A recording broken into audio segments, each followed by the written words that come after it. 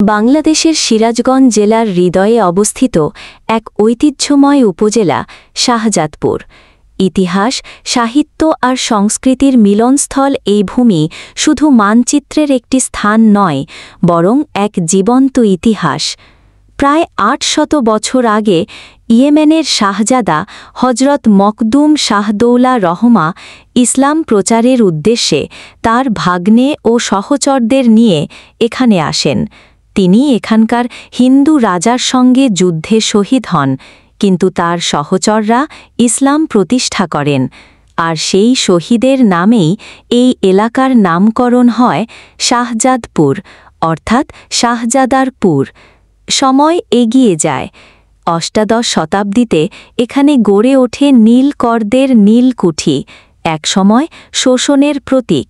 পরে প্রিন্স দ্বারকানাথ ঠাকুর সেটি ক্রয় করেন এবং কাচারি কুঠিবাড়ি হিসেবে ব্যবহার করেন।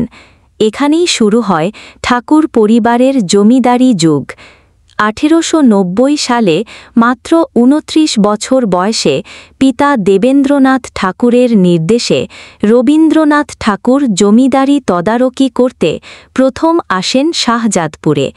এখানকার প্রকৃতি, যমুনার বুকে ভরা ভাদরের জোয়ার আর মানুষের সহজ সরল জীবন তাকে গভীরভাবে স্পর্শ করে। এই শহরের মাটিতে বসেই তিনি লিখেছিলেন, ভরা ভাদরে ভাসে মন, সোনার তরী চলে যায় দূরে।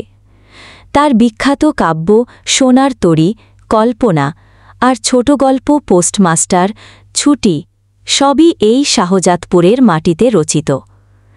আজও তার স্মৃতিবিজড়িত সেই কাচারি কুঠিবাড়ি দাঁড়িয়ে আছে রবীন্দ্র জাদুঘর হিসেবে, যেখানে প্রতিদিন শত শত মানুষ তার স্মৃতি খুঁজে বেড়ায়। শাহজাদপুর শুধু সাহিত্যেই নয়, প্রশাসনিকভাবেও ঐতিহ্যবাহী।